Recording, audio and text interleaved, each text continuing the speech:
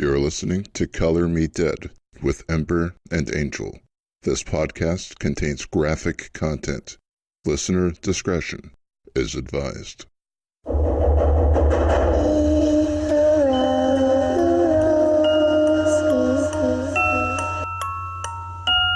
Welcome to Color Me Dead.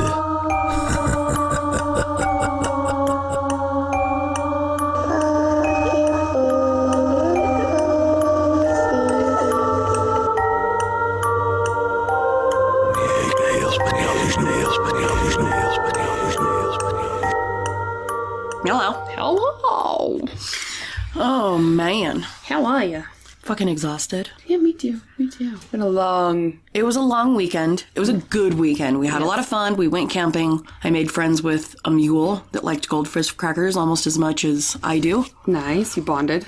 I did, but I also got in a fight with a goat and lost. Dude, you and farm animals. I know, dude. I really just need to stop touching things that don't belong to me. I started a new job that's awesome but hectic. Mm-hmm. And, yeah. Nice. Yeah. My husband came home and we did Chad's first birthday party. I loved his cake. Isn't it awesome? She did so good. Nikki did so good. And he immediately was like...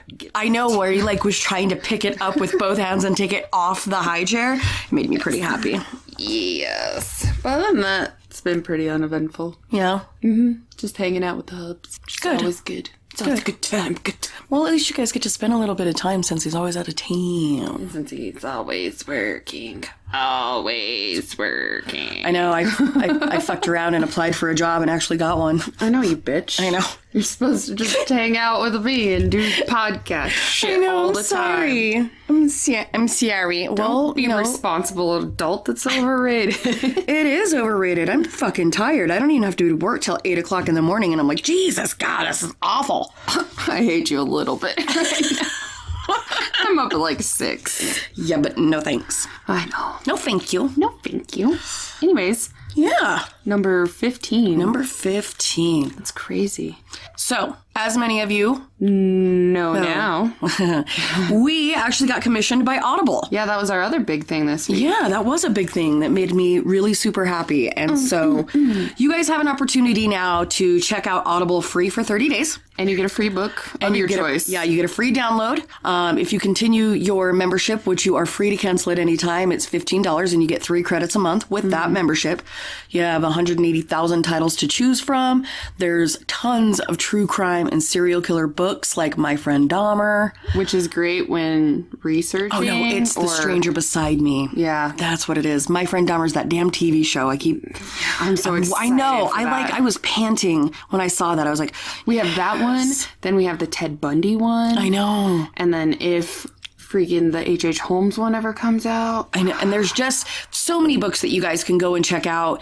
And you can get that at audibletrial.com/colormedead. Mm-hmm. And there'll be a link in our little information thing as well, which I really love because, especially for me, being a mom, it's almost impossible to try to sit and read. Yeah. Even if it's on my phone, it doesn't matter. No, and I can listen to it while I'm cleaning or working out, yes. I've got entirely too much shit going on 90% of the time, so I am either doing Audible books or I'm doing podcasts. And if it's, especially if it's like a book I'm really super into, and I just don't have time to sit and read it, then you goddamn right. There's only very few exceptions where I have to actually read the book, and that's because I do actually love reading. However... See, and I'm a big person when people are like, just get a Kindle. I'm like, okay, yeah, I get it. It's like, I realize books are kind of outdated and antiquated, but when you crack open a fresh, brand new book and you smell it, yeah, I know.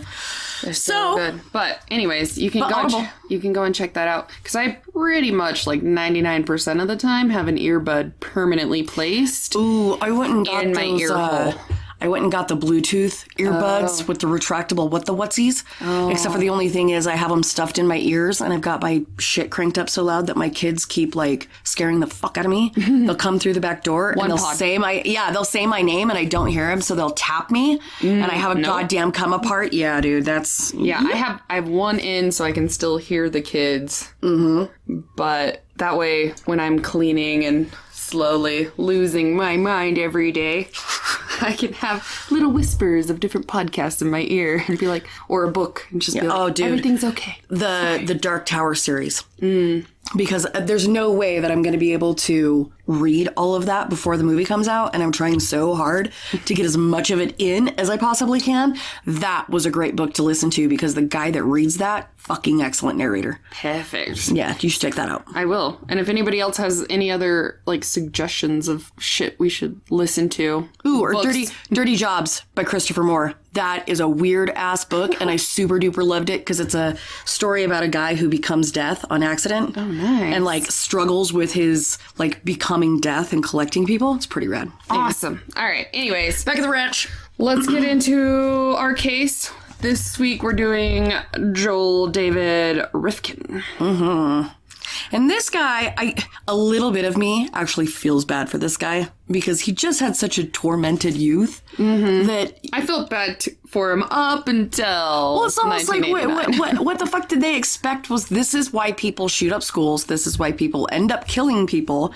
Don't bully people. Leave them the fuck alone. Or they might put you on a lipstick list and collect your ass later. Exactly. Don't be a dirty butthole to people. Just don't be a dirt bottom. Don't be a dirt bottom. Just Teach be your kids. Have not- them listen to this episode and be like, Right. if you're a bully, this is what's going to happen.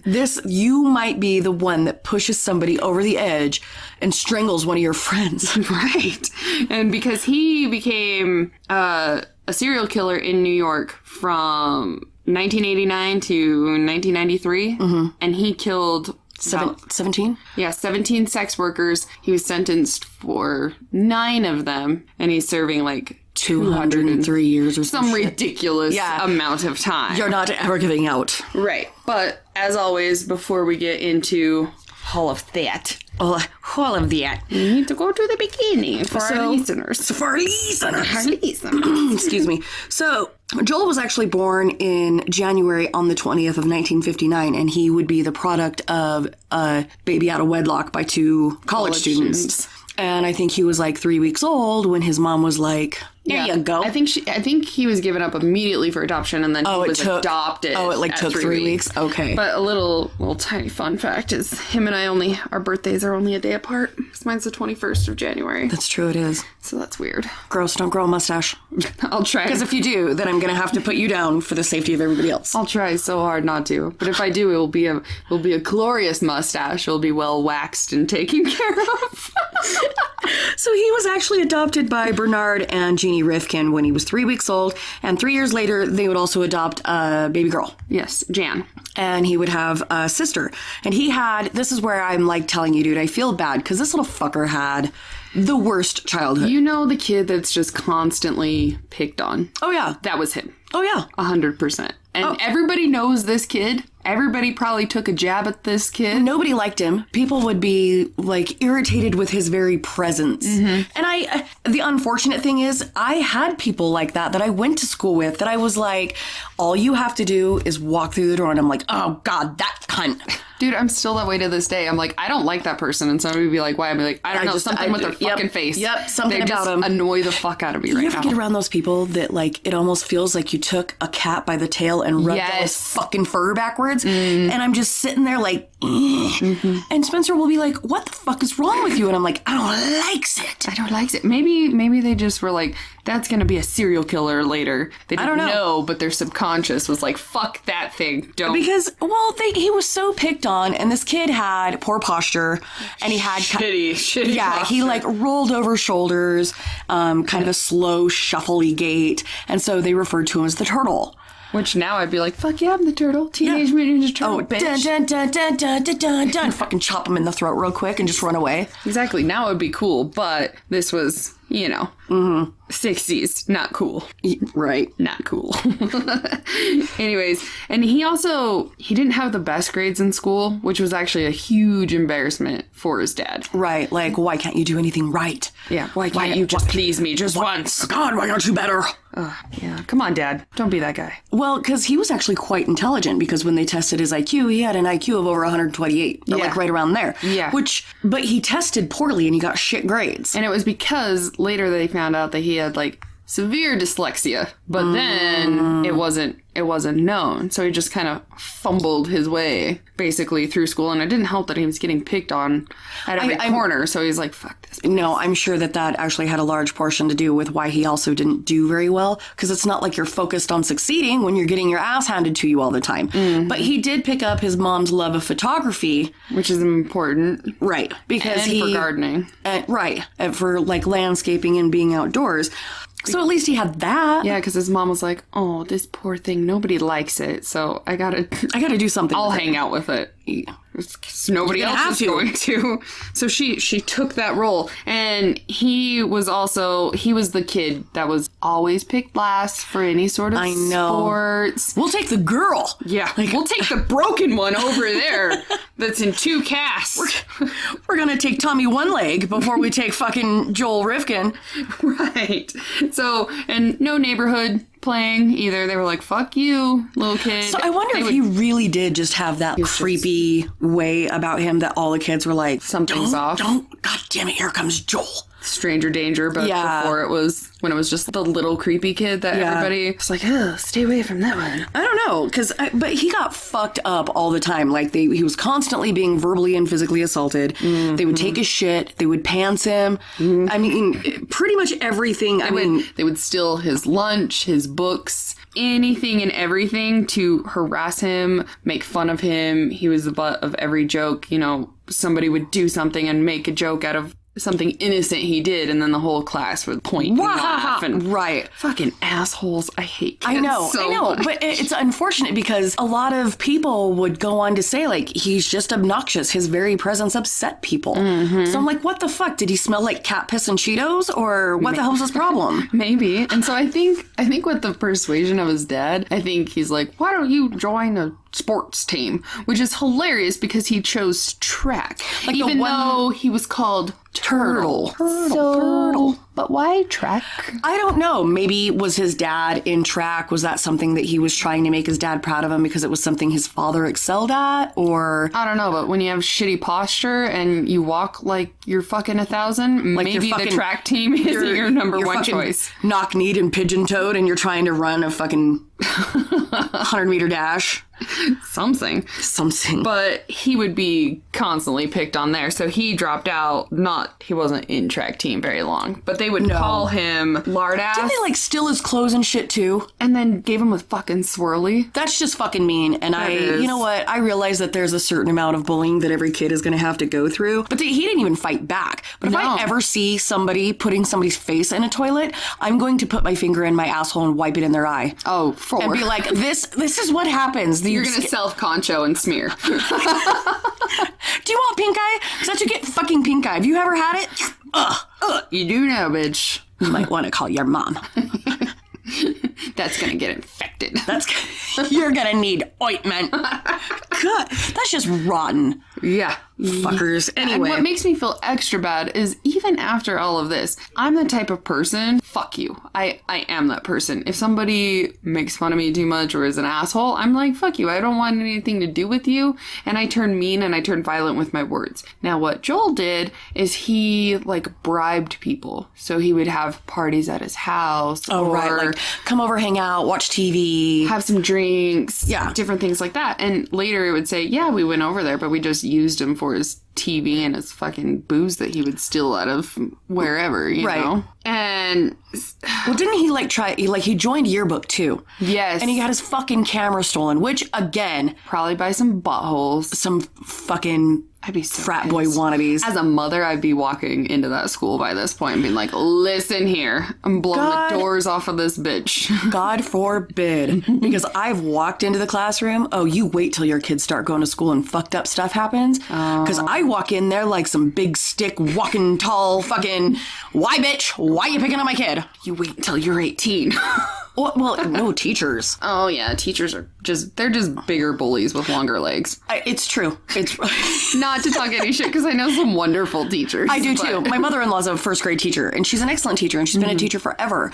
But there are some teachers that shouldn't. I think that they don't give a fuck about education, and they don't give a fuck about the kids. They want the 3 months off in summer and every holiday off. I know I could never be a teacher because you're a glorified babysitter and having to deal with everybody else's little crotch droppings that are my evil. God, and the snot and the dirty and the sticky hood. And I can't deal with teenagers because they're such smug little fuckholes. Oh, they're so the attitude. It is, dude, that I know everything.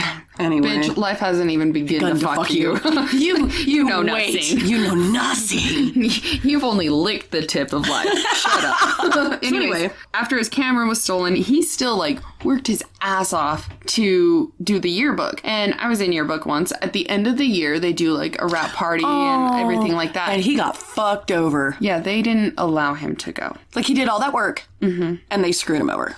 Just why? You know what? I hope one of you little cunts is listening to this and you look back on that. I want you to know that you are 1/16th part of you this. You're responsible for some of this. You should feel a little guilty. I know, you should. Yeah. Go into the kitchen and slap yourself in the face with a spatula because you're a bad person. And, well, your fucking face when you did that. Sorry. Oh, man. No, it made him really sad. And he was starting to get depressed and have some mental health issues, which is going to happen when you're constantly being fucked with. On the other side of it, after we just got done belittling teenagers and being like, I haven't even licked the tip, you couldn't pay me to be a fucking teenager again. To where I'm still under somebody else's rule and you're going through so much in life. You all right? Yeah, man. My allergies. Sorry, Okay. I apologize. Your face looked like you just saw a ghost. So I was like... I just wanted to... I wiped and was like, oh my God, was that... Oh no, it's not that bad. Because I don't want to have to wipe this on my shirt, but I will. Anyways, you're under somebody else's rule. You want that independence. You feel like you should have it because you have X amount. I like how we're like, bullies are bad people, and then we're like, fuck teenagers. You guys are a bunch of little shits. Fuck those guys. So I'm trying to repent for that and be like, no, but on the flip side, if somebody's like, if you could go back and redo high school again, would you? Fuck no. I totally would. I had a goddamn blast. I hated high school. We don't need to talk about my high school career, but I had a fucking great time. Oh, I hated it. Maybe I should have just smoked more weed. I never smoked weed in high school or anything. Oh, maybe that would have helped. I had jobs, and every job piss tested. Bogus. You should have been a server, because then you can go to work stoned, you make good money, and there's food that you can graze on whilst high. So, right. And also, Captain Anxiety wouldn't allow me to do that kind of stuff anyways for fear of getting in deep shit. Oh.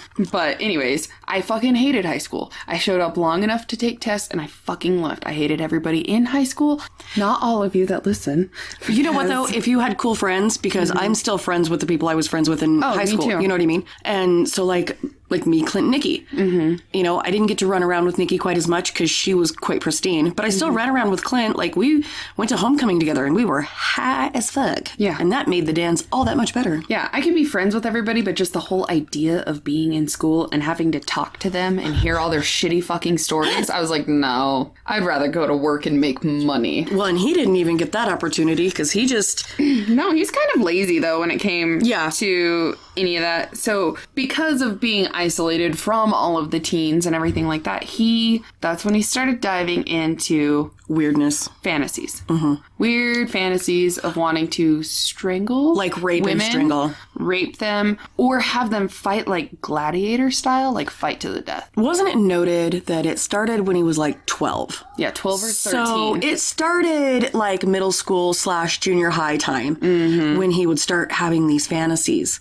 So weird. Which is quite young to start thinking about rape. Well, it's something that we find later in other cases, specifically in some of the cases that are coming up very, very soon, is most of the time they will start fantasizing about this at a young age in order to cope with their reality, and in his case, of being bullied. Some people there's those forks in the road, and his is like, I'm gonna rape a bitch, I'm gonna strangle it.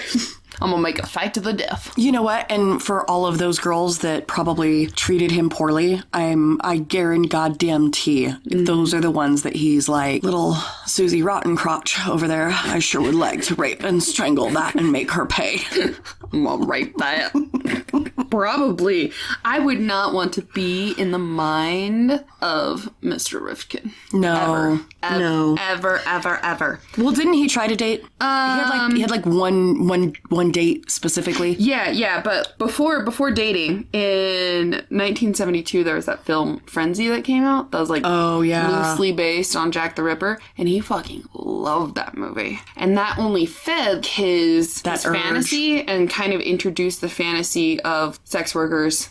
Well, so he tried to date that one girl, and they like went out for pizza or some shit. Oh, the one, it was a little like high school, like some sort of date, I think, at the high school, and all those old finger quotes buddies from the track team like locked him in the gym, basically egged him. Aww. And then he had to call his dad to have his dad come pick him up. So that date went to shit, obviously. And then the next time he dated in high school, he took the girl to the pizza place. Yeah. And those same guys from the track team came in, harassed both of them. They actually had to run away and go like and they were camp out in the fucking library to hide out. That's the one I was thinking of. Which is just... Come on. Can you fucking not? Can you not let the weirdo have a fucking date? Just fucking let him have that little Give bit. him that sliver, all right? You've already degraded him in many other ways. And by stripping him naked, giving him swirlies. Breaking his shit, stealing his shit. Calling him a lard ass. Come on now. Enough's enough. Track team? Okay. Track team high school kids, you're not that fucking tough, okay? You're not that cool. No. We're so mean. I know, we're doing bullying. I'm bullying right now. God, we're bullying the bullies. You're not that fucking cool. You're stupid. And just so you know, you probably have a problem with premature ejaculating. Your dick is tiny. Listen here, micro penis. You can run real fast, but you can't fuck for shit. Listen here, pygmy dick. I never got time for you. Pygmy dick? Yeah. Yes, ma'am. Yes, ma'am. Oh, we're such assholes. Oh, God. Okay, back at the lunch. So he graduated. Do what we say. Not what we do. Don't be a bully. Don't jam your finger in people's assholes and don't bully people. I actually heard a really good one the other day in regards to a friend of mine that has gone without for quite some time. And her like 80-year-old grandma told her that if she didn't get it poked back in, it was going to fall out. Oh my God, that's awesome. I want to be that grandma when I grow up. You will be. Yes. She told me that and I hyperventilated like tears. I was like, holy shit. All right. Then Joel would go on and graduate in 1977. 77. Yep. Mm-hmm. And he was bottom of the class. Probably a straight D student, but he was like a solid D. A solid D. But he was like, D's. College will be better. And it was not. But he didn't really have the motivation either. No. He was just kind of a lackluster fucking dude. Mm-hmm. So when he went to community college, he was bored, which I understand. I was bored through high school. I never fucking went because I was so fucking bored. I couldn't even graduate college. Like I graduated high school, but then I went to college and I was like, so many other things to do. Mm-hmm. And if anybody knows anything about ADD or ADHD, it's fucking damn near impossible to sit through a class that has 200 people in it and you don't get to ask as many questions. Like I know that a lot of kids probably are successful that way. I was not. I fucked off on my phone a lot and then I was like, I can skim through it and still ace the test because for some reason I have that ability. I don't know why. I did really well for like the first 3 months and then I was like, but you know what's more fun than this? Not being here. Drugs. There was a place, I went to Dixie College and there was a little place called Little Jamaica and it was kind of like a man-made pond swimming area. And I went there and we swam and we suntanned and then Statistically. Oh my God. No, my statistics final came up and I looked at that test and I just wrote no and walked the fuck out. I was like, no, I have no idea what's on this. I've missed entirely too much. So I get it, dude. Hard pass. I'm going to learn QuickBooks and be an office bitch. You can have that back. Oh, before we even get into Joel's college, we forgot to mention that when he was 16, when he got his car, that's when he started hanging out with sex workers. Yeah. And just at the time, he was just So, like, he was going and just hanging out with prostitutes. yeah, just chilling. Okay. You're right. I mean, if they were cool with having him be around. I'm sure he probably... Everybody needs a friend. Everybody needs a friend. I'm sure he probably got some money here and there and was like, blowjob? Well, and even if nothing else, he was at least had, you know how I envision that? The fucking, oh, you got $1. That insurance. You almost got it. You almost got it. That insurance commercial. Progressive. Yeah. Whatever it was. God, something. I don't even know. Oh, and you gotta be quick. Oh, you almost had it. But you snorted. If you have no friends and you didn't have the attention nor the admiration of women, I'm sure that even going and like throwing them $5 or $10 here and there, whether they're getting smokes or food or whatever, even if he's not getting something in return, maybe he was, maybe he wasn't, but he was at least having some kind of social interaction. Exactly. And I think at that point too, he could also watch and kind of see how sex workers moved around, or if one ever went missing, business still like went on as usual and nobody really batted an eye if one just all of a sudden wasn't there. Maybe she left. Maybe she went somewhere else. Maybe she went to jail. Maybe she was killed, but everybody's like one of those hush-hush things. Maybe there's one less bitch on the block trying to hustle $1. And so, like, what do they care? Exactly. And it was pretty heavy within this time, and even still today in some areas, when a sex worker, especially if she's a drug addict and she ends up coming up missing, they're like, she probably drifted off somewhere, or if they even find her dead, and maybe she owed people some money and they can't really pin it on anybody, so it just kind of gets pushed aside. Yeah, swept under the rug type Which thing. is really sad. It is, because, I mean, at the end of the day, they're still fucking people and they still have families. Well, and a lot of people, especially because this was in New York, so a lot of people in New York or in California, they come there with all these, like, big dreams. Oh, fucking, One of the victims was one of them. Comes with all these big dreams of gonna Be an a actress star or whatever. Make it big, and they quickly realize that it's not as easy as it Fuck seems. that, dude. I've looked at the rent in, like, New York City, just dicking off, just I to almost see. threw up one time. Oh my God. And those apartments are so fucking tiny. I don't know how the hell people live there. And they're in, like, scary parts of town. Do like $2,000 and you have to fucking shit right next to the sink you cook your food in. Go fuck yourself. Never. I'd rather live in the middle of nowhere where our reception you know what? is shit. Yeah, dude,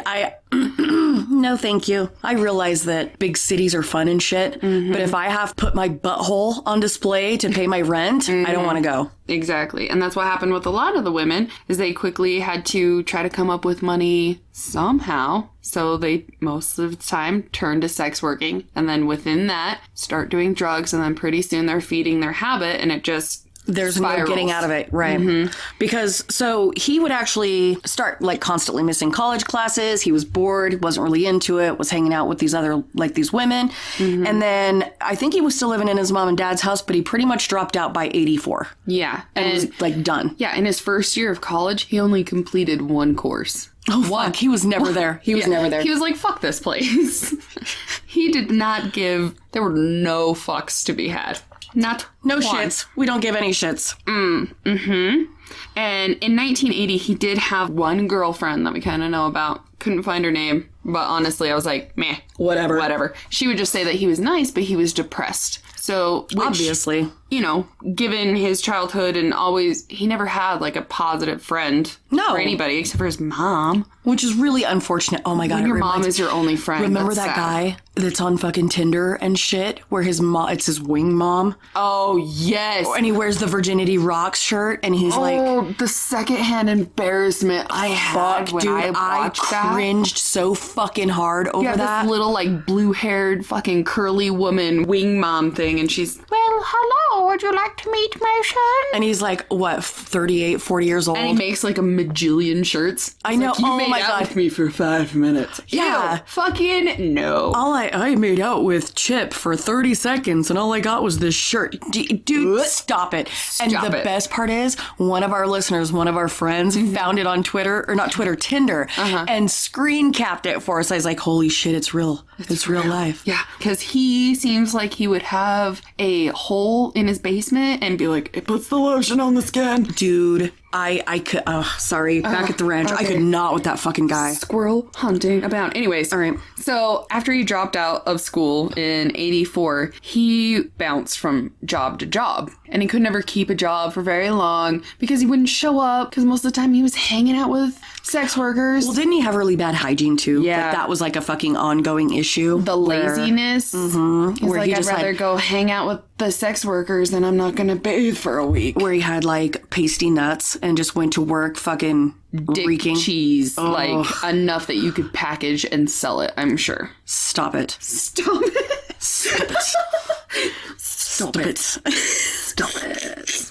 But I don't know. Bullying still continued though, because there was more than once that when he would go to meet up with a sex worker, Oh yeah. she would like steal his fucking money. Like the pimp would come in, he would get jacked and wouldn't even get fucked. Yeah, more than once. It happened to him twice with the same woman. Oh the my same, God. She did the same exact lie to him. He fell for it. She took all of his fucking money and bounced. He went into the bathroom to get her a glass of water or some weird shit, and he comes back out and all of his fucking money's gone and she's gone and he didn't get his dick wet. Well, hopefully Listen, dick cheese, nobody wants it. Ugh, Could could you imagine? Hell no. For somebody that didn't properly take care of their business and then wanted to put that inside of you, Oh, fuck that's a that. urinary tract infection waiting to fucking happen. That's how you get the yeasty beasties. That's how I lop it the fuck off. I No, would just you be go like- wash that thing. We're in a hotel. They make soap. There's a fresh washcloth. That looks like a stray dog. And you know what? Something. Maybe, I'm maybe you sure should it has. increase the circumference of the soap past your dick and get your whole body. Get your asshole while you're at it. Because if you want me down there giving you a blowjob, Oh. and all you smell is like, no, I can't. Nope. A reesty, hairy dirt button that smells like bad beef jerky tacos. and like butthole juicies. And bad decisions. Oh no my God. thanks. So anyway, If it hasn't bathed in a few days, it's not coming near my pie hole. I might spit on it and give you a quick rub and tug. But I'm not I'll going do to put that it in in the my shower. mouth. Putting it in my mouth. Some shower sex. Come on. Yeah, but I can't do that. My husband's almost 7 feet tall. I'm 5 feet tall. You should be able to just stand up. You should be fine. Our groins don't match up like that. I know. It's sitting on the back of my neck. He has to like pick me up, and I'm fucking fat, dude. You can just give blowjobs though, and you don't even have to worry about anything. You don't have true. to get on your knees or nothing. It's easy. You just look bastard. like a chicken picking at the dirt. Gross. I don't want to think about you giving him a blowjob. That's fucking I'm me gonna start up right making now. like sex eyes at you right now. Please not, because your husband is like a brother to me, and thinking about nope. Anyways, in the She irked a little. No. In the fall of 1986, Joel actually moves back in with his parents because his dad is sick, and they find that he has prostate cancer. And he was an extremely heavy smoker. Didn't he have emphysema too? Like on top of everything else? And unfortunately, in February of 1987, yes, 1987, his dad actually kills himself by taking a bunch of pills, and then he was in a Like, wasn't coma. he was in a lot of pain. Like, if Yeah. you have emphysema and prostate cancer and shit, he He knew that he was, on his way out. and he just took it ended into it. his own hands, which I'm okay with that. I think I think dying with dignity should be a choice for everybody, and I know that there's a lot of really religious people that think that, oh my God, if you kill yourself, then you're like stuck in fucking purgatory. You don't even know that fucking exists. If you're in that much pain, well, and if you find it inhumane to keep an animal alive when they're in a lot of pain, then why should we do it with human beings? exactly. That's why I think that should be legal in all 50 Like states. all 50 states. Because I know people that have actually moved to Oregon I do too. to be able to self-euthanize. Anyways, he was in a coma for 4 days and then passed away after that, and that made him spiral deeper into his... Because he moved back because his dad was sick and shit, and then his dad kills himself, so his depressive state just went fucking... and his fantasies start picking up a little bit more and more. Well, because he ended up getting picked up Arrested. for solicitation of... Prostitution. Yeah, for soliciting sex from a prostitute. Yeah, he picked up an undercover cop. Oh, fucking whoopsie. So he ended up paying a fine, and he somehow was like, he managed to conceal this from his mother because she never found out. So then he just started cruising further away to continue on with getting his kicks off. He's Yeah. like, well, I got picked up here, so now I will go over to this county or whatever. Right. Well, and if you're in New York, like, Jesus Christ, the amount of places that you can go. But he also got way into a couple of killers. Yeah, he started collecting books and press clippings of serial killers that specifically killed sex workers. And like, the two that he was like, So we had the Green River. Yeah, Gary Ridgway. Yep, thank you, because I was...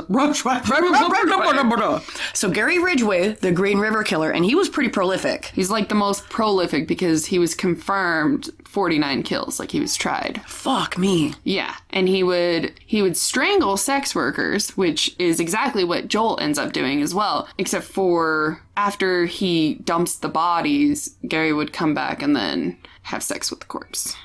But why though? Because he's a weird necro. I cannot with some of that shit. Oh, by the way, I went and fucked around on the dark web. I told you not to go there. You didn't take a friend? Did you take protection? I saw some shit that I was just like, but why though? Why am I here right now? And then I found another website, which I'm not going to say on here, but I'm going to share it with you later. Anyway, moving forward. And Arthur Shawcross, who was the... I think it's Genesee. River killer. And he started out with, he killed a young boy and a girl and then moved on to killing sex workers as well. Yeah, I don't know. You start with the children and move your way up? That's kind of fucked up. Yep, I guess so, which both of these are people that we're going to have to cover eventually. Well, the Green River one for sure.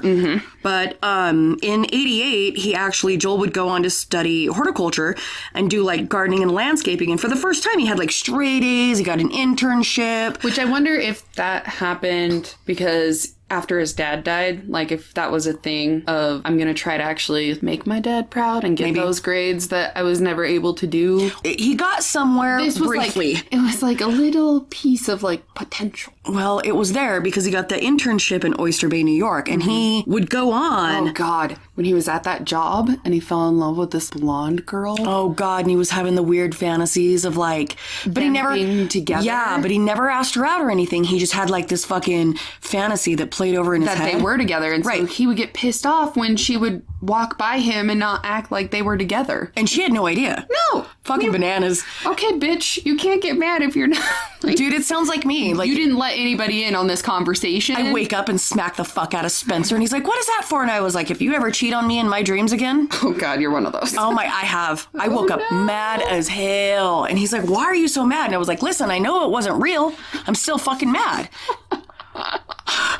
Yeah, it happened. That's funny. I mean, I didn't like ostracize him from my vagina or fucking hit him very hard, but I was definitely like, my feelings were hurt. Your feel goods were hurt. He banged Madonna and she's nasty. She's nasty. She's gross. I don't like it.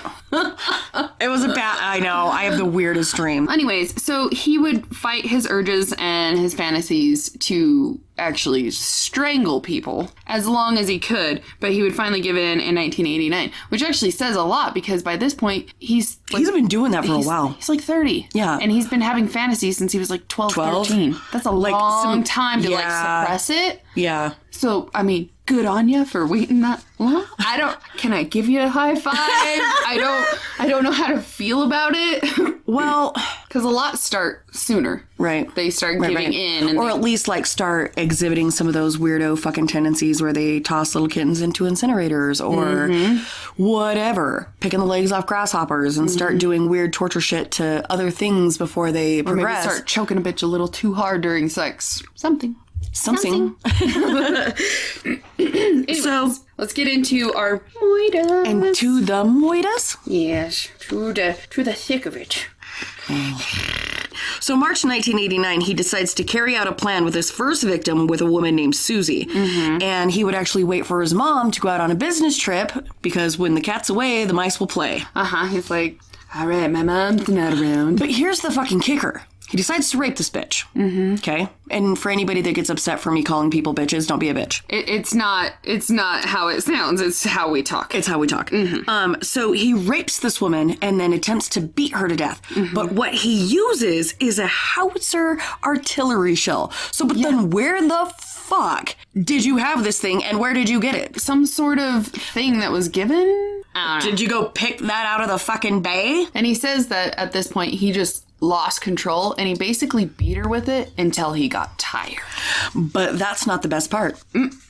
Because this little chickadee decided to fight back for quite some time. She was still alive after being beaten with an artillery shell because she fucking bit him. Yeah, she did. That would be us, though. Oh, yeah. When he tried to move her and she latched on like a tiny chihuahua. Good for her. I know. Especially after being beaten. Fucking bludgeoned with something big, heavy, and I'm brass. surprised she didn't die because if you beat her until he was tired, I'm assuming that was gonna be for a minute. That or he's a pussy and he got a few good licks in and I was like to think that he's a pussy because I hate him. Well, but I still think she's a badass motherfucker. Oh, for sure. She's awesome. He's a cunt. But then Joel would go on and finally strangle her. Mm-hmm. Which who knows how long that took. God only knows, because if you're using your bare hands and you're sitting there strangling somebody. And you're already tired. Right? It's gonna take a minute. And then he struggles for a while to put her body into a plastic bag, and then he has to clean up the living room because of course there's gonna be blood splatter and fucking shit everywhere. And how would you explain that away to mommy? So he whips out everything and do you think that she Cinderella's the fuck out of the crime scene? Well, it's not like he fucking had a Mr. Clean Magic eraser and just wet wiped everything. But like,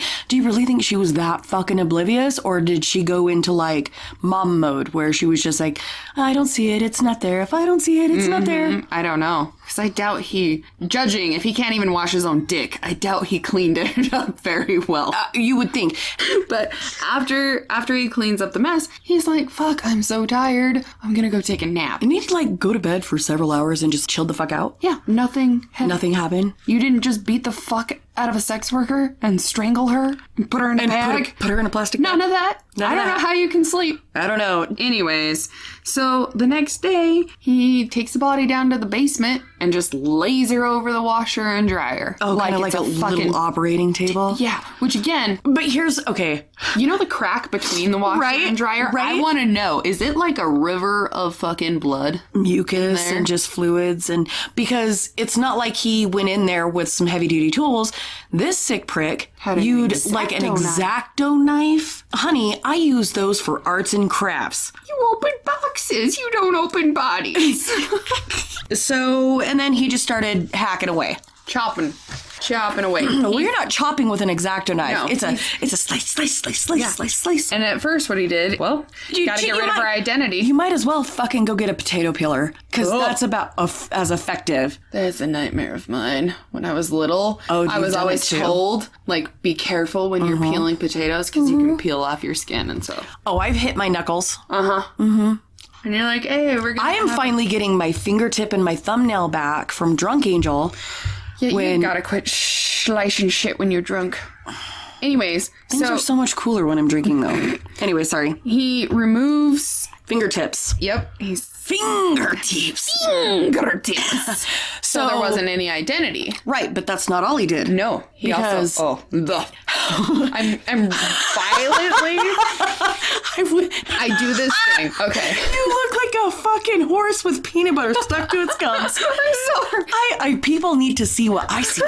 I do this thing when it comes to teeth. I have to like violently lick them or something to make sure that they're all still there. Because when you start talking about it, gotta check. Have you ever had a dream with your teeth falling out? Oh God, those are the worst. I'll wake up and go in and like wiggle them all and touch them and lick them, and then I brush them and then I floss and I check them again. Yeah, so he takes needle nose pliers and starts yanking fucking teeth like a fucking creepy dentist. And then he chops off her head and puts it in an old paint can because, you know, that's fast. That's where that goes. Yeah. Then he also took her arms and her legs off and then had the torso too. And he put the rest of those into different garbage bags. So, but then didn't he? Okay, so he would end up dumping Susie's head and legs in the woods in Hopewell, New Jersey. The head would be found by somebody on a golf course. And this golfer hit a ball, it went in, and it was by this paint can, and he opens it up. And of course, that poor golfer almost fucking died. Has a goddamn stroke staring at his severed head. And then he tossed the arms and the torso into the East River back in New York. Yeah, so he would drive. I hope they don't swim in their open bodies of water. Because there's a lot of fucking dead things in... After doing a lot of research, I don't think I'm ever swimming in anything except for a pool.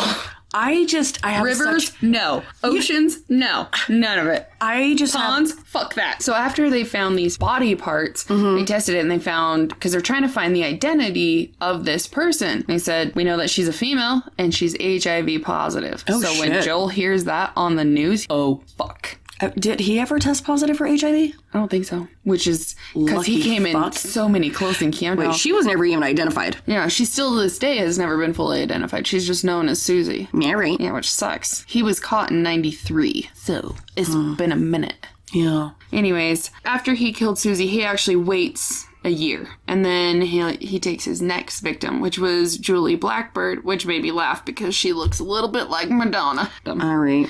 Anyways, again, he has to wait until his mom...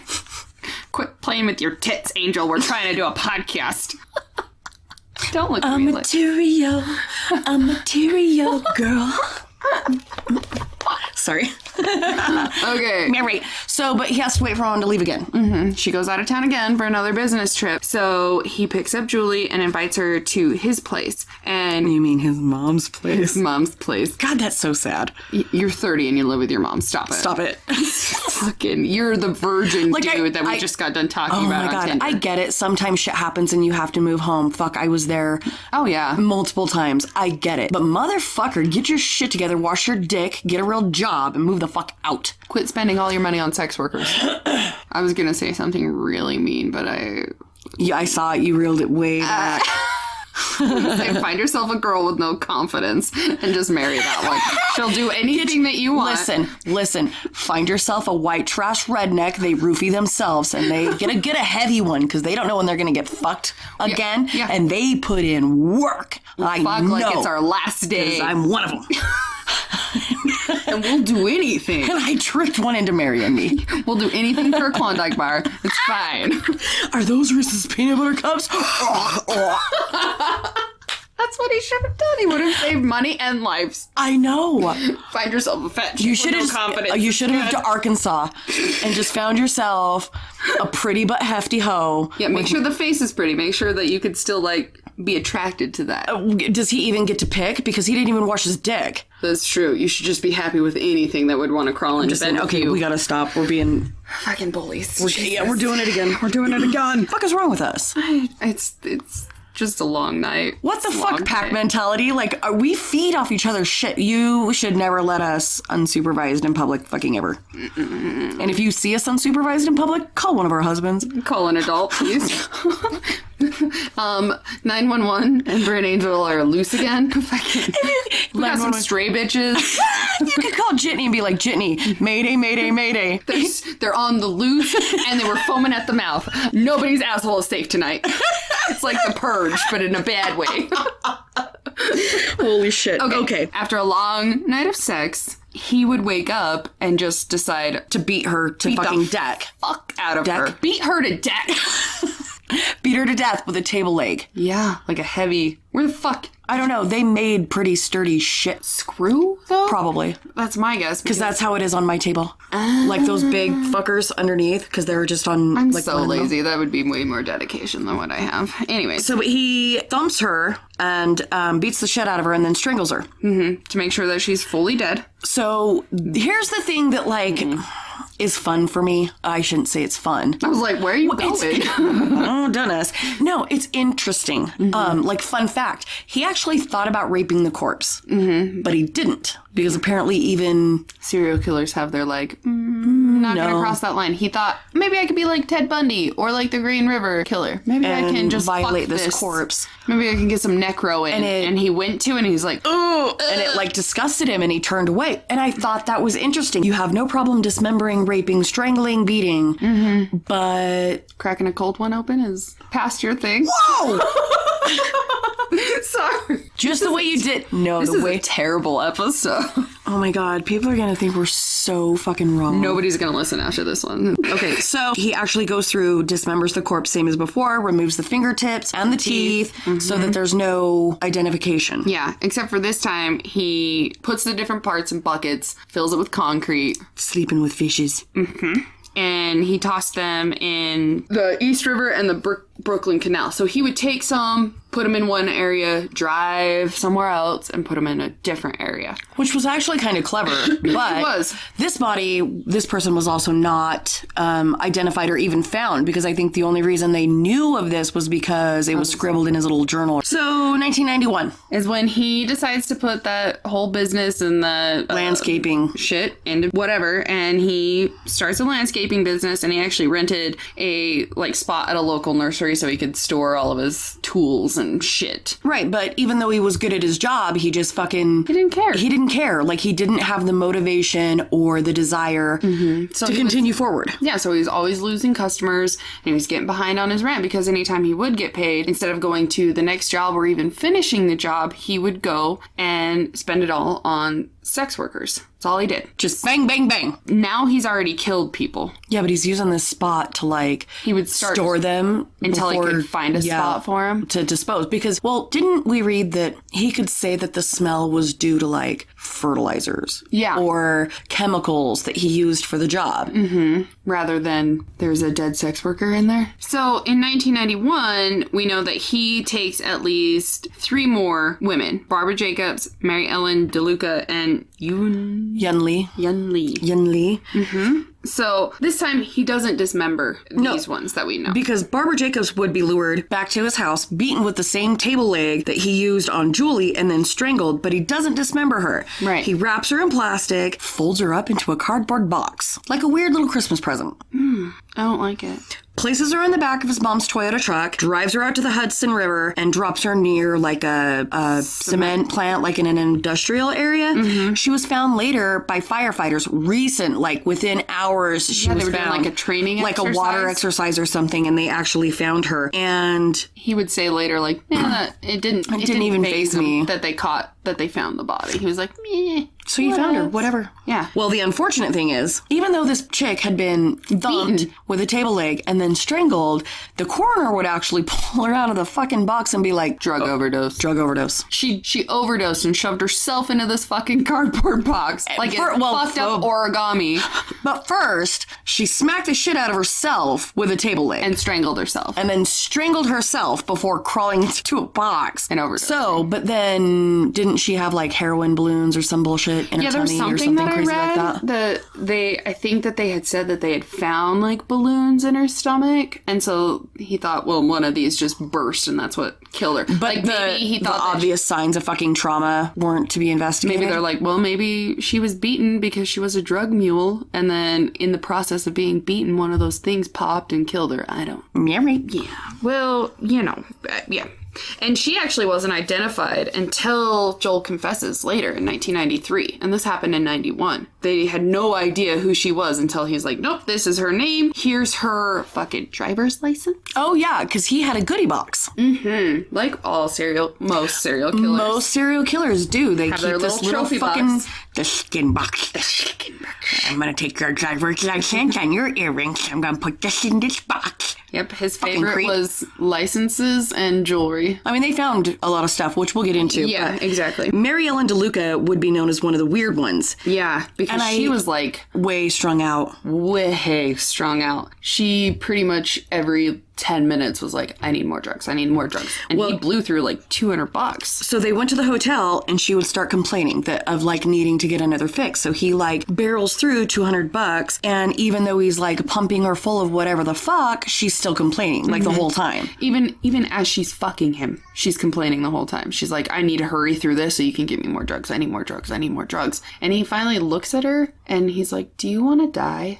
And she broke down. Yeah, and she's like, yeah. Yeah. And so he strangles her and she didn't even fight. It was almost like a welcome thing for her, which is, yeah, it breaks. Well, I think if you're that fucked up, that you can't go even 10 minutes, whatever the hell you're using, which was probably heroin or I wouldn't even say heroin. Like you'd think that whatever fix, she'd like dead fish and lay there for a minute. I don't so know. what the fuck she was getting into that was that bad that she's like, yeah, I do want to die. Yeah. Oh. Well, when you live a life of sex working and living on the streets and you're a complete drug addict, I'm sure that there has been a lot of times that she probably did some things that she was not okay with. Oh, I'm sure. And she was taken advantage of numerous times. I'm sure. So I'm sure she was probably trying to kill herself by means of drugs. So when he came in, he was almost like a weird mustachioed angel of death. Anyways, but this happened like in the middle of the day. Oh, fuck. So he can't take the body out. So, but then... He would go buy like a cement truck and like stuff her in it, which I still don't understand how he was able to do that. So then where did he take her? He drove her out and dumped her at like some random rest stop. So he didn't dismember her.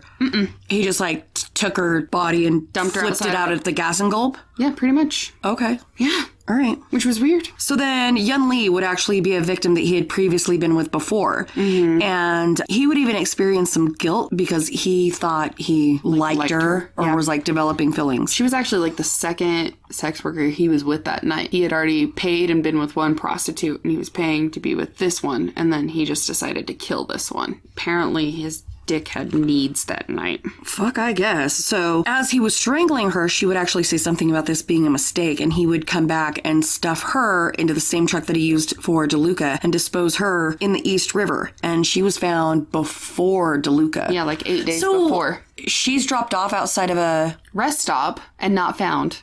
rest stop. So like a truck stop type of thing, like potty station. Yeah, like behind a dumpster. Nobody fucking saw that? Weird. Okay.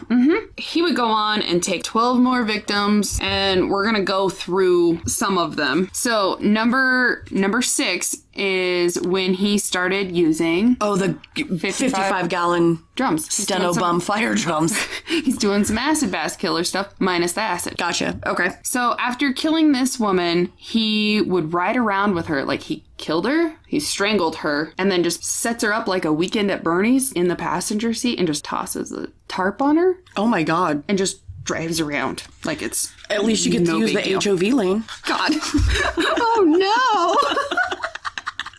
Sorry. It's fine. So he's driving around until he can get that 55-gallon drum. And what's crazy is he goes to the junkyard to dispose of her, and he's actually stopped by cops for illegal dumping because that's what he thinks that he's doing. But he was being like, "Oh no, it's fine. I'm just picking up trash. I'm just collecting it. Hey, my junk collector." And they're like, "All right, sir. Here's a warning. Don't be doing anything you shouldn't. Toodaloo." He's got a body and a drum. Oh my God. And he was able to smooth talk his way out of that. I'm a don't know terrible how. liar. I'd be like, "I'm fucking caught. There's a body in there. I don't know if you know this, but I banged that thing, I choked it, and I put it in this barrel. Take me to jail. Wow. After that, he was like, "I like this drum idea. I'm gonna fetch me some more." Well, it's probably easier to put a body in a drum and tap dance it in there instead of trying to fucking stuff it in a yard bag. In a cardboard box. Oh my God. Like lawn leaves, except Dead body. lady people. Lady people. Victim number 7 was 28-year-old Lorraine Orvito. I feel like I'm saying that wrong. Orvito. No, I think you're saying it right. Oh, look at me go. Lorraine Orvito. She was a cheerleader in high school turned sex worker, and she was also a severe manic depressive, but she decided to self-medicate with cocaine. Because that always works. You should always self-medicate. The best way to go. And as he Wasn't he receiving oral pleasures? yeah, he was getting a blowjob. And he like grabbed her by the fucking neck and He choked the chicken, but different. oh, That is playing with fire. If you're gonna choke somebody that has teeth around your dick.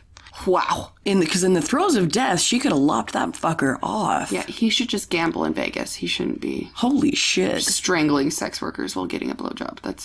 That's too much for me. It's a little extra, but I guess it was because he saw like HIV medicine in her purse. Yeah, he was like fiddling through her purse while he's getting his dick sucked, so that's weird. Was it not that good? Or maybe he Or maybe he like spotted it. That wasn't like the main Maybe now main his event. like main thing is actually killing. strangling. Yeah. So he sees that she has HIV medication, so he's, oh fuck, HIV round 2. Oh my God. This choke is it his out. second fucking brush with death. Mm-hmm. Damn it. And he would take her to the nursery and store her until he put her in a drum and dumped her in Coney Island Creek. And she was found July 11th, 1992. So Okay. that's fun. So she wasn't found for another year. Sorry. You okay? I have the worst. Cottonmouth. Yeah, but it's not from weed. I wish it was. It's just from medication. That's no fun. So January 2nd, 1992, he would actually claim the life of Mary Ann Holloman. And he would drive her to the same parking lot where he killed Yun Lee. Mm-hmm. And after sex in his mother's car, which is gross. Weird. Ugh, she had to touch that sticky dick steering wheel. Oh. Could you imagine putting a black light in that bitch? Or the fucking smell. Mm-hmm. There's a smell that comes with rubbers and semen. And then, this guy with his fucking inability to keep a clean downstairs. Mm-hmm. If you were to put a black light in that, I'm sure it would light up like the fucking moon. Like a Jackson Pollock painting. Just splat, splat, splat. Like a spotlight. You could put a Batman God. stencil over it and call in fucking superheroes from man, it. Can you not? So he would eventually strangle her, drive, put her in a drum, and she was also dumped at Coney Island Creek. Her body would be found 2 days before Lorraine's body on July 9th in 1992. So 2 bodies in 2 days would seem like same spot, both a in lot. a drum, Right, like both sex workers. This is a pattern. It should be investigated that way, but do you think it was? No, because at the time, they're dealing with over 2,000 murders per year, and it came down to, when it came to murder of drug addicts or sex workers, they're at the bottom of the list. Oh, and yeah. in 2000, they're going to deal with the higher profile people that like the kids, moms that go missing. Right. Or, you're not looking for drug-addled sex workers. the ones who basically, finger quotes, don't live in the swamp, live in the sewer. Right. Right. Which is sad. Well, is what it is now, because May 13th, 1992, victim number 9 would be found, and she's also still unknown, so she hasn't been identified, and she was found a few months before the other victims in July. Rusty barrel, foot sticking out of it, was found where? Floating down Newtowns Creek in Brooklyn. So somebody was on the creek. It was somebody with a goddamn dog walking their dog, I just know it, and they were like, find a barrel! Or a poor fisherman. Oh, maybe. And just see a rusty barrel with a foot floating in it. Like foot sticking out. Gross. What I don't understand is it must have been perfect, because if it would have tipped at all, you would think it would have filled with water or and like sank or like dumped the remains or something. Yep, it was just by chance, my guess. But by spring of 1992, Joel's landscaping business falls through due to lack of work and behind payments. Pornos and pray was basically, That was his main like obsession goal. tagline, his motto. Yeah. Hashtag pornos and pray. That's all he has time for. So he's like, I'll just put a liquor store. It's fine. Liquor store's good. Yeah, but now where is he going to do all his fucking dirty work? So, Mother's Day weekend in 1992, Ira Sanchez, who was just 25, would be strangled during sex. He then drove across the Brooklyn Bridge and put her under, like, a rotting mattress. Yeah. At an illegal dump site. It was right next to the JFK fucking airport. Right. But, so she was within sight of hundreds of people. Bajillions of people. Right. But she wasn't found until Joel confessed to her murder and actually had to draw the police a little map. So they had to go out like a weird fucking treasure hunt, pull the mattress up, and there she was. A year later. Gross. For a full year, nobody looked Well, for the mattress. I'm why going to would start you? flipping mattresses at every, you go out to in the hills. But why would you? Why would you? It's an illegal dump site. People have been throwing shit there. God only knows what it is. Why would you go out there and look under a fucking mattress? Why? You wouldn't. Now I am. Well, now. Except we're going to kick one over and be like, Jesus, no! Oh my God! No. Run. So, May 25th, 1992, Joel would take another victim, Anna Lopez, and he would strangle her during sex. She would be dumped after driving to Brewster, and that's wrong. It's like Putin County, something. I don't know. Somebody in that area can. Rob, I'm gonna need you to fix this for us. We need to know There's a place in Brewster that starts with a P, and like Poughkeepsie? I don't know. My autocorrect put Ham County. And I'm pretty sure it wasn't put ham. I don't know. All right. So it's not Ham County, but we need somebody that lives in New York. Nicholas or Rob. Somebody fucking correct us on that. Yeah. He's probably having that I'm invincible thing. Like getting sloppy, where he's just like, fuck it, nobody's caught me now, so what do I care? Tosses her on the side of the road on the... Like on the 84. Yeah. And the next day, while this poor motorist pulled over to take a piss... Oh, God, he found looks her. Over and sees a dead body. How awful would that be? Oh, good thing you're already pissing, or else it would have ran right down your leg. Oh, for real. Ugh. And the only thing that would fully tie Joel to this besides his confession was he actually found she had one earring in when she was found, and the missing earring was found in his little treasure box of bullshit. Yep. So Violet O'Neill was 21 years old, was the first victim Rifkin had taken home back to his mommy's house in nearly a year. Because all these other ones he just drove around and dumped. So he's going back into dismembering because he fucks her. Well, he rapes her. Let's not lie here. And then he strangled her and dismembered her in the bathtub this time. Okay, but he actually, I Manhattan, like started dumping shit in the water surrounding Manhattan. Yeah. Ugh. So her torso was jumped in the Hurston River. Wrapped in black plastic. Don't repeat. Okay. Okay, let me stop it. Okay. All right. Sorry. Her torso.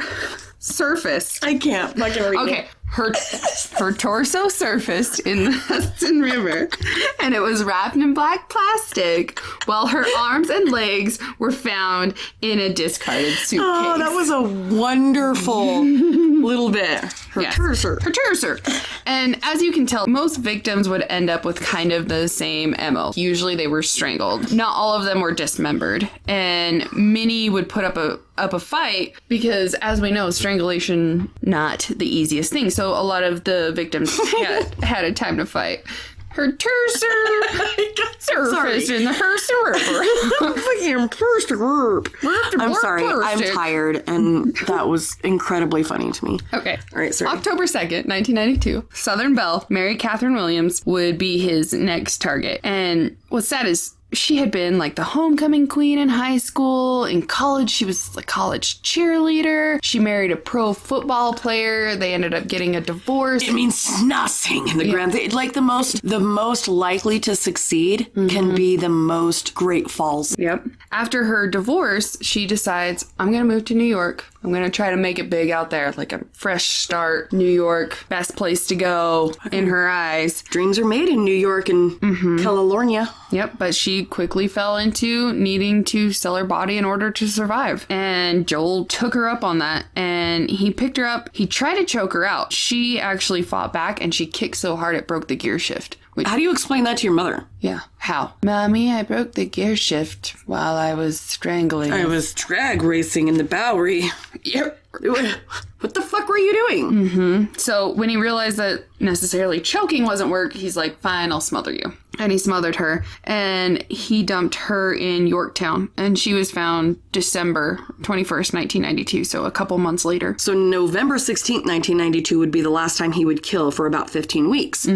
So, but then why? Why? Because Jenny Soto was a motherfucking beast. fighter. Yeah. I'm a motherfucking beast. As he's raping and trying to strangle her, she claws the fuck out of this guy. She loses all 10 fingernails. Yeah, she broke the fuck out of all 10 fingernails as she's clawing his face apart, shredding it like a goddamn cat that you're trying to baptize. And cuts up his neck, his face. Well, you would assume that, like, the extent of damage from a person being brutally choked, if she broke all of her nails. All of them, including, like, her thumb and everything. That is, like, she's intense. digging. Oh, my God. And I'm so... God, I hope his shit got infected. I do, too. So that left him... pretty marked up. For a minute. And I think at that point, because he was smart too, he's like, I need to calm myself down. I need to recollect because I'm starting to spiral out of control. If I keep doing shit like that, people are going to start noticing. I'm going to get caught. Well, if he was working at a liquor store still... How do you explain that? If I walked into the liquor store and saw one of the familiar faces I see... If I saw a glasses mustachioed man cut to fuck. What kind of gangster shit did you get into? We need to call 911. Do you want to tell me where she is? Because that mustache equals murder. And judging by your face, I'm just saying. Just saying. I'm judging you a lot right here. All the judgment. I'm going into a different line. I don't trust you. He dumped her body in the Harlem River, and she was found the very next day. However, when she was found, police just assumed that, like, her ex-boyfriend did it. So, and they couldn't really tie anything to him, so it never went anywhere, unfortunately. Interesting. So, Fast February forward. Yep. February 27th, 1993. So when he decides he's brave enough to kill again, his wounds are healed, he's feeling a little bit more spunky, he picks up Leah Evans, who was, like, kind of new to the sex work game. I'm guessing, judging off of what happened, because he takes her to a parking lot, and when she's required to actually strip down, she's very shy, and she's like, I don't want to. Please look away. Don't look at me while I get naked. And he basically laughed at her and refused. And when he refused, she broke down and started crying. Oh. And that pissed him off, so he just strangled her right there. Oh, fucking sad. Yeah, but Little wee lamb. This one's the only one that he buried in a grave, like in a very shallow grave. He must have felt some kind of guilt or... I think so. Like, yeah. Something, because he at least tried with all the others. He didn't give a fuck. Yeah, he didn't just dump her under a fucking mattress or dismember her. He actually gave her a sort of proper burial, you know what I'm saying? Right. He takes her body, like, far on the east side of Long Island and buried her in a spot that hikers pretty much frequented. And a couple months later, on May 9th... What the fuck are they hiking? They don't have any mountains out there, do they? Do they just have, like, wildebeest trails that they go Maybe it's trotting? just fun little pretty trails. A few hikers notices a hand sticking out of the grave. Oh, fuck. They were walking a dog, too. I know it. Probably. That dog found that and was like, I'm taking that home with me, Jenny. And so when they see the hand, they go over to inspect it to see if it's real or if it's just a fake hand. A prank. Once they get closer to it and they see that it's actually real, that's when they call it in. Fuck. And April 2nd... I just have a feeling there's a lot of dead things in New York and the surrounding areas. Like, based on a lot of the activity and shit. There's lots of... I said, get your fucking license. Let's go to New York. No.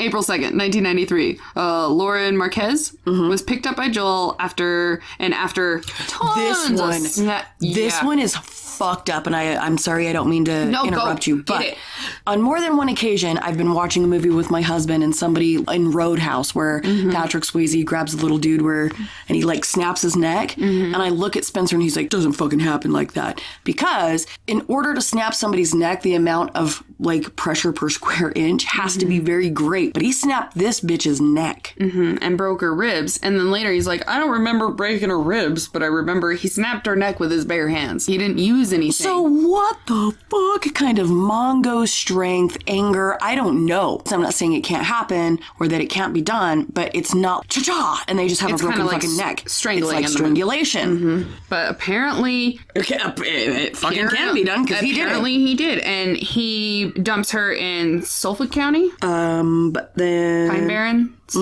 And she was identified on August 20th, 1993. So now we're at Tiffany. Brashani. His last victim. Thank God. I'm done. He really fucking barreled through a lot of little girls. Not little girls, but women. You know what I mean? In a short amount of time. Yeah. 17 people in 4 years. I mean, you're fucking slaying with the quickness. Cuckoo! So, Tookie. I think we've established that caca and tookie do not work. Oh, so fuck. Another thing that I find weird is he was doing all this, like, in his mom's car. Where the fuck is your vehicle? That's what I'm saying. Like, I feel like mom knew or had an inkling of an idea, because you can't live in the same place and be constantly using her vehicle and having these kinds of broken gear shift or the smell of decaying body, or come on. There's gotta be quit it. Something. Stop it. Stop it. So he drives her back to his mom's house. Oh, before he does that, he picks her up and he actually rapes and strangles her in the car. Right. And then he went to go get supplies. Supplies! Yeah.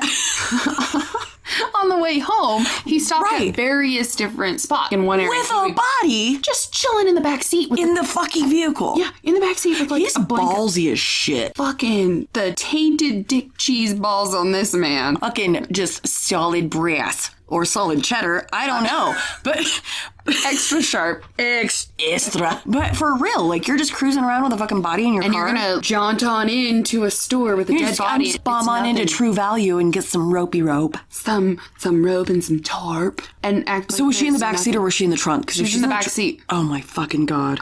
And after he picks up the tarp, he goes to a spot, he wraps her up in it, and then he puts her in the trunk. Oh fuck, is this the time that his mom was like, The second he gets home, I need my truck, or I need my car? his mom's like, give me the fucking keys. I gotta go fucking shopping for 30 minutes. I got shit to do, you 30 fucking plus year old piece of shit. That's been traipsing around in my fucking car and now you have a dead... And he's like, no, Mama, you don't wanna. No, not right now. And she's like, give me the fucking keys. So she goes and she's shopping with a dead body in the trunk. Got a people fucking tarp burrito in the trunk. Oh my God. And she never opened up the trunk, so whatever she got, she just tossed like in the back. Like in the passenger seat or whatever, and fucking decided to cruise. Holy shit. Could you imagine after you find out to know that you drove around with a dead body in your trunk? Nope. Nightmare fuel. That's what that is. So mom comes home, he grabs Rashani, pulls her out, throws her in a wheelbarrow in the garage. Yep. How the fuck? Mom! What the fuck? What are you doing? Never looked in the trunk, never went into the garage? None of those things? See, bullshit. And he would go out in the garage and like tinker off while there's a dead body In a wheelbarrow. Just like chilling. in the summer in a fucking heat. tarp. Ew. Yep, come on, dude. And again, acted like it's no big deal. So like 3 days, she sat out in a fucking tarp in the summer heat. She started to bloat. She's gonna fucking start to goo. And his mom is just like, oh, you know, boys and their toys. And Liar. talk about ballsy on him. He's like, it's fine. Nobody's ever gonna look in here. That's what I'm saying. I think the mom is... I don't know. But what's funny is catching Joel was a complete accident. Yeah! Complete accident. So he finally decides he's going to get rid of Tiffany's body. And he's driving down the road. It's early in the morning and he drives past on a road and a cop just notices that his license plate's missing. So the cop's like, I'm going to pull him over and just run him, make sure he's fine, but let him know that his license plate is missing. So once the cop comes up behind him, Joel, of course, fucking panics. He bails. Oh, yeah. And they go on like a 30-minute... High speed chase. It's a high speed chase. 30 minutes, fucker wrecks into a pole. Dumbass. In front of God. the same courthouse he would later be tried in. I know. Isn't that fun? Fucking karma. Karma. And the cops, as they were going on this chase, they're like, we don't understand it. What the fuck are you doing? It's nothing big. It's a random... That's when you know somebody's a fuckhead, is if it's a random traffic stop and they bolt. Obviously, they're trying to hide something. Joel knows now that it's over, and he was just calm as fuck. Like a little peach pie hops out. He sat with his hands in the air, and he didn't resist arrest at all. And so they're like, wait, what the fuck? But what the hell is happening right now? But then all of a sudden, smell hits them. Oh, fuck, so they know. And they look in the back of the truck and sees what looks like somebody rolled into a blanket. And of course, you have the smell of dead body now. Fucking people burrito in the back of this truck. And upon further inspection. Upon further inspection, they find the remains of Tiffany that have been stewing for 3 days in a fucking tarp and wheelbarrow. So as they wait for homicide detectives to show up, of course he's in the back of the cop car. It's hot, but one of the cops flips on the AC. And what's weird is He thanked him. Yeah, it was just kind of off-putting because he said, thank you for turning on the air conditioning. I know where I'm going. I'm not going to have that. Okay. Because you're going straight to hell. So they begin interrogations on June 28th, 1993, and Joel just fucking spills it all. Fucking mouth diarrhea. He just opens the fucking spigot. He's like, you better get your pen and paper handy because here we go. And he diarrheas out all 17 murders. Record fucking time. Detail, draws up the sketches for their location, hands out little treasure hunts for the cops to go find all these other people. Oh my God, it's a fucking grown kid scavenger hunt for dead things. It's like the birthday party I always wanted. God, sorry. No, I'm with it. But he liked to do things in groups of 3 to make sure it was harder to ID the bodies. I think he was fucking OCD because doing things in threes and some of the like shit that he did, like the meticulous whats. And I think also because he was also smart, and he's like, if you do them differently, then they may not all connect together. So 3 of them he would dismember, 3 of them In a barrel. Some were in water, some were on land. He liked water because it washed away evidence, and it was his own little nightmare scenarios is what he called them. And if anybody can hear my child. I'm sorry, Chatty's having a fucking meltdown. So not long after that, Jan Rifkin is handed a search warrant. And at first she was trying to... Hold on one second. All right.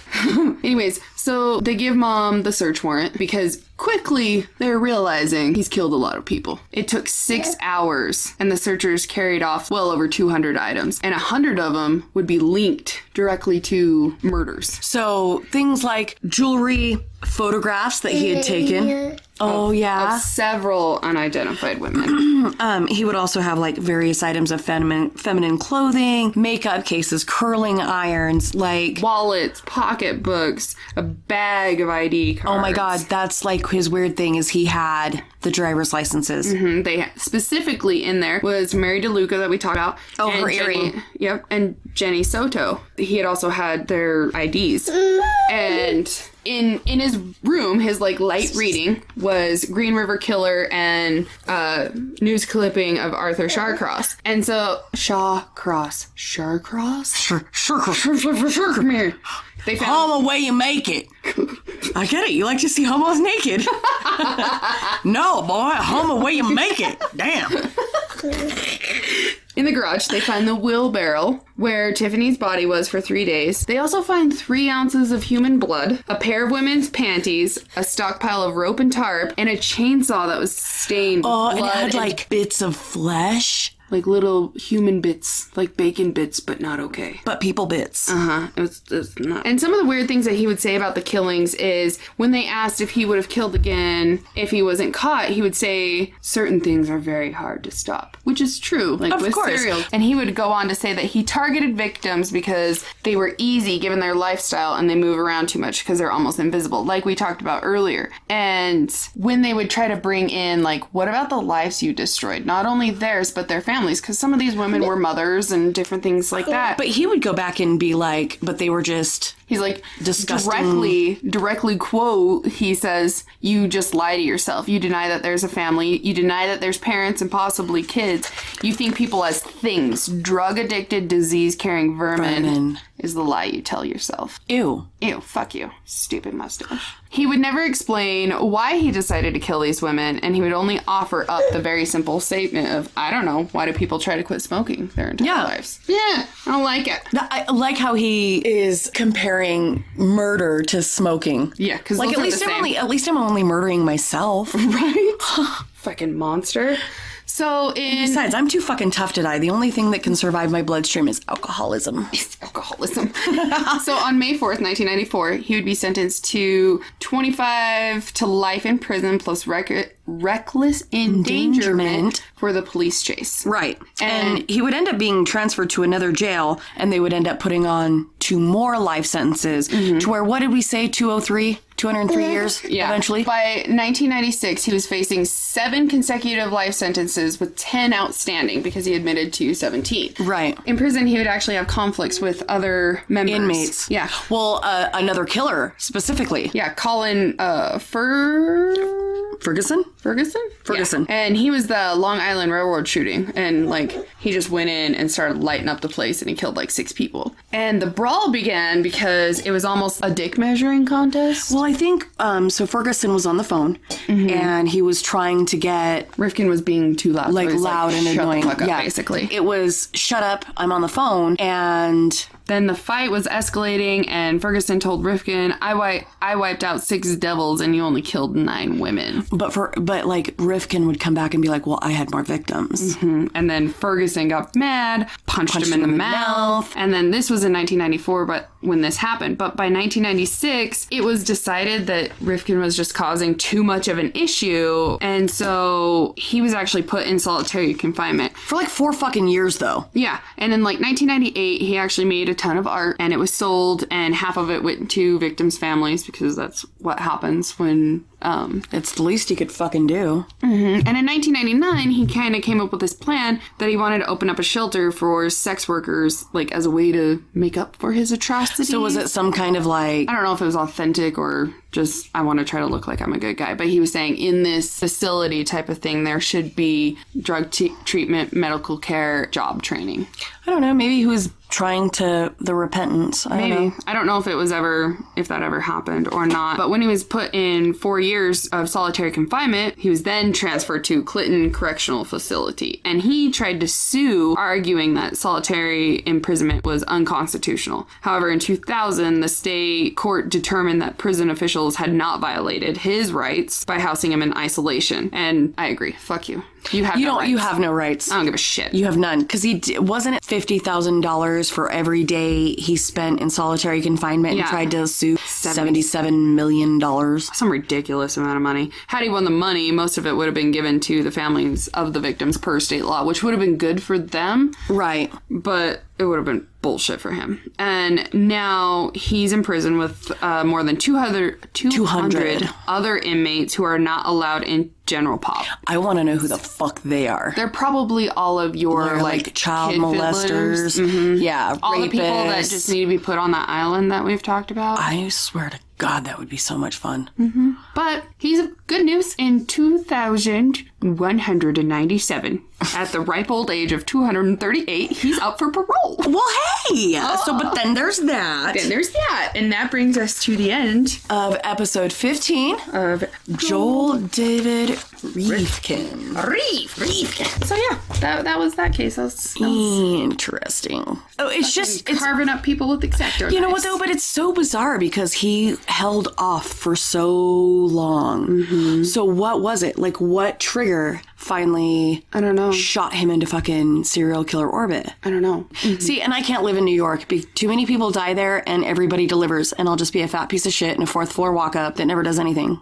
There's too many people. Yeah, no, public's way too people-y for me. That's why I like to live out in the fucking wilderbeastliness where I am. And if I had it my way, payday at Walmart. Oh my I can't. Fucking God. Or before a big event, if everybody's going camping. Holy shit, like the 4th of July. I avoid town like it has AIDS. I don't want it. No, I'm the same way. And if I had it my way, we would live way the fuck up in the midst of nowhere. But again, with cases like this, is another reason why I think prostitution should be legalized. Because then, at least these girls would have been safe in the meantime, instead of being fucking choked out in the back of mom's car. Anyways. So let's end with some fun things with our little shout outs. Some shout outs. Yeah.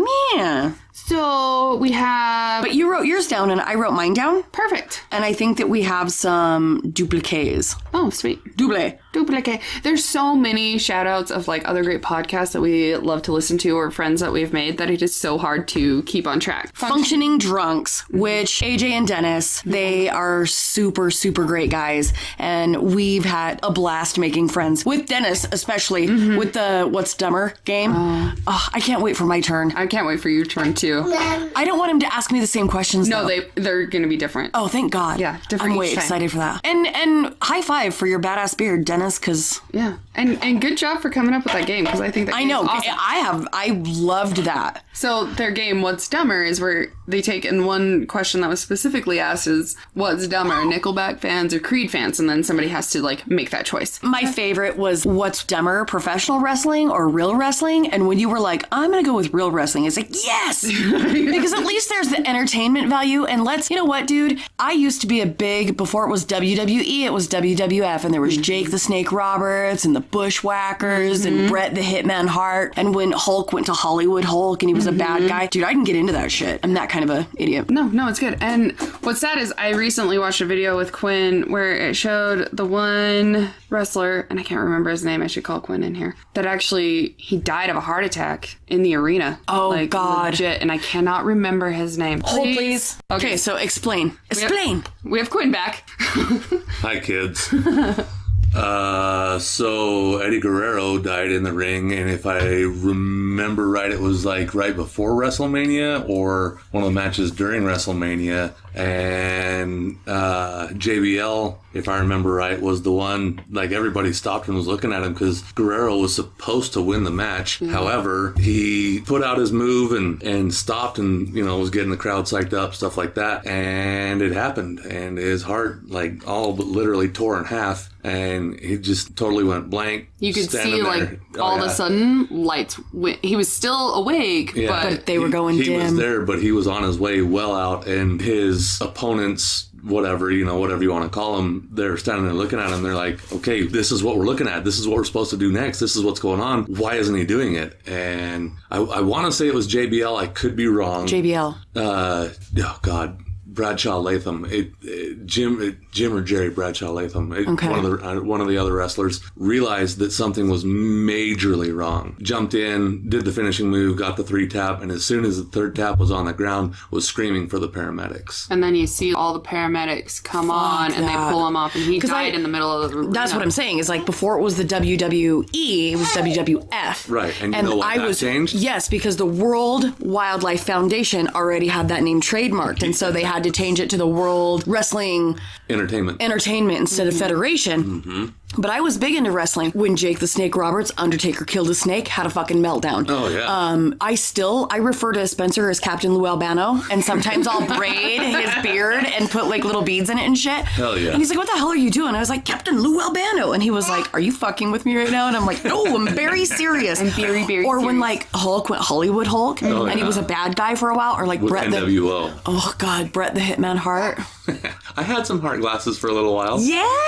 My pops took me to the Denver Coliseum. I would have been like 8. Oh my God, we're getting Maybe so 10. off track. No, it's fine. It's fine. Because I'm gonna drive this one home because I got in a fight with AJ because AJ said pro wrestling is dumber and real wrestling's better. I'm like, no, because in real wrestling, it's 2 sweaty dudes rubbing their crotches together trying to pull one out of a circle. Okay, hold on. You know what, though? I have to disagree with you on that. Oh, we're fine. But I agree with you on that because that's like comparing a Volkswagen to a fucking Lamborghini. I still can't get down with people like in the doggy position and they like, you get to take the ground spot, and they get in there and they wrap one arm underneath and like grab their arm and shit. I immediately am like, this looks like prison break rape. Sure, no, I get that. I don't understand like that it. wholeheartedly, but I get that it's a legitimate sport. Oh, yeah. That's fucking... But I like the entertainment value of like the story and the for slaps. sure. If Like I had my choice. when Ronda Chicks in the tiny, tiny clothes. Who was it that Ronda Rousey? Do you remember when The Rock went down and tagged Rousey and she came up there and like bitch slapped chick? That made me so incredibly happy. Right. I can't remember who But that was though. if anybody had their choice, do you want to go to a wrestling tournament or do you want to go to like a theater moment of wrestling where it's like loud and overdone. Do you want to go to like a sweaty gym high school wrestling? Do you want to smell athlete's foot and rotten ass and BO, or do you want to see kids with impetigo on their foreheads? Right. Or do you want to see dudes with all the fake tan that and smell women like coconuts like all being sexy and for realsies? Like, come on. I'm going to go to the B-rate of porn. Mm-hmm. Where they look like they're moving heavy furniture. That's actually what we talked about too. Dennis talked about it being like porn. I'm like, yeah, well, AJ's probably one of those guys that just skips right to the meat and potatoes of the porn. I like to follow the story. I want to find out what was in that delivery box. I want to know if the pirates get away or not. Did the sink ever get fixed? I have questions. Was that pizza worth leaving a restaurant review? Or did it ever get eaten? I need to know. Hi, I'm your local air conditioning guy, and I'm here to clean your pipes. Did you? But then we also have the 2 Bobs. Yes. And thank you guys so much for letting us be a part of your little call-in session, even though you guys didn't have a lot to offer as far as H.H. Holmes and Jack the Ripper. Okay, so we called in. Oh my God, but wait. Angel was so... So they made a reference, okay? They said that Color Me Dead reminded them a whole bunch of Color Me Bad. And if you guys don't know who Color Me Bad is, ooh, I wanna sex you up. But you know what? I can actually like come inside, take off your clothes, I'll make you feel at home. I love you. Dude, I could sing the shit out of that. I know. Stop staring at me. I was a goddamn teenager. Of course I listened to that bullshit. I was a teenager the same time you were a teenager. I was slightly a couple of years ahead of you. However, You're not a girl. Shut up. You're not. And I could sing you some Backstreet Boys too. the Backdoor Boys. You put on Those some good with NSYNC and 98 I will- Diseases and Yes. Stank. And dude, all of them. Dude, I had such a thing for that top Roman hair. But the two Bobs, and they do a lot of really great material where they talk about like different beers, current events, just random bullshit. And it's quite lovely. And I enjoy them. And then I randomly found another podcast called The Black Hands, and it's a series. And it's an Australian one, and it's one of like their I would big- listen to that just for the accent. And it's one of their big cases where a son comes home from going out on a paper route and his whole family is dead. And apparently there was a suicide note Fuck. from his dad. Oh, no, I know this one. Yeah. Yeah, it goes into all of that. Like Where they think that like they kind of thought the cat, like... it was either the son or the dad. Yeah. Yeah. And it walks through all of that. And it's actually really well because he talks about when he calls in, he's like, my black hands is what he says. Like he says some weird fucking Interesting. shit. Anyway, so that's a good But yeah, I know that one. I actually read about that one. One that I actually wanted to touch bases on is Twisted Philly with Deanna. And I actually know of her because of Robin Slim. So thank you guys very much because I feel like if I ever go to jail while I'm in Jersey, I hope I go to jail with her because I could sit and braid that bitch's hair and we could rap back and forth about some nonsense. She is clever. She would definitely be part of the wolf pack. Hell yeah. Hell yeah. And so would all three of the girls from Just Another Murder podcast. Oh, hell I yeah. love them. Anyways. Anyway, we just went on a fucking 20-minute wrestling tangent. Dude, it was important. It was to me. To me. So, episode 15. Joel a David wrap. Rifkin, thanks for tuning in, and thank you, Quinn, for popping in on that little piece. Yeah, Sure. we needed... And you'll Whoa. oh my god. Sweet Jesus. Oh, dude, she's been stumbling all over herself. I made fun of her so bad earlier. But you've been doing it too. Oh, I do it all the time. It's I nothing think new with Tercer. me. Her tercer was fern. Is that like the Swedish Chef, only totally different? Yeah. Bork, bork, bork. She borked the fuck out, and it was great. Because for It's once pretty it bad. wasn't me. Yeah, doorstop mouth. Brr. But you'll hear Quinn on a future episode. Yep. Fuck yeah. I'm excited. I'm too. Way excited. So, thank you guys so much for tuning in. Catch us on Instagram at Color Me Dead Podcast, Twitter at Color Me Dead Pod, and Facebook. Facebook. And our Facebook group. So you can do Color Me Dead Group and Color Me Dead Podcast. Color Me Dead Group is for our listeners. Yes. And they get together and we do different polls, and we're actually doing one where we're going to let you guys pick a future episode. Yes, I need to post that. Yeah. I should do that, because then we still have to research and type it up. Yes. I'll post it. Yes. I'll post it later. It's fine. Thanks for reminding me. Also, our wonderful friend Joel. Oh yeah, for doing our disclaimer. Thank you. Yeah. Well, yeah. He did our disclaimer that you listened to, and we also have a little ad for him that's gonna trail us on out of this bitch. So thanks. Goodbye. Goodbye. Goodbye. Oh yeah. Stay out of chalk lines, bitch. But you know what? No. You know what else? What? Don't bang dudes with cheesy dicks, not even if they're paying you. And stay the fuck out of chalk lines. Wash it first. Wash it first. Stay away from pygmy dick and stay out of chalk Stay out lines. of chalk lines. Bye. Bye. Hello, Color Me Dead listeners. My name is Joel Micah Harris. I host the podcast This Week in True Crime History, which takes a look at the horrific real events of years past on the week of their anniversary. Be sure to subscribe on iTunes, Stitcher, or Google Play. Until then, stay out of chalk lines.